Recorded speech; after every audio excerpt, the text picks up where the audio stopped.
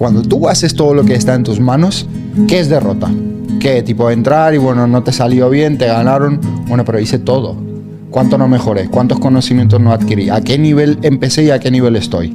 ¿Cuántas experiencias no fui adquiriendo a lo largo del camino para llegar hasta ahí? Yo ya soy un ganador. O sea, tú, sí, puedo perder una pequeña batalla, pero la guerra la voy a ganar, eso seguro. Quien lo da todo no tiene por qué preocuparse de nada, no tiene que quedarse con la duda de qué hubiera pasado si hubiera hecho esto o esto, no, porque lo hizo todo lo posible. Si no se te llega a dar, quizás porque no era tu camino y algo mucho mejor te está esperando en el futuro. A veces Dios te quita algo bueno para darte algo mucho mejor, como Nadal, que no pudo debutar en el Madrid como futbolista, pero se convirtió en uno de los mejores tenistas de la historia, o Eladio Carrión, que no pudo seguir su sueño de nadador olímpico, pero terminó siendo uno de los mejores traperos latinos. A veces piensa que la vida va por aquí y no, va por aquí. Aunque pierdas, eso no es lo importante es todo lo que mejoraste. Síguele metiendo duro que tú puedes.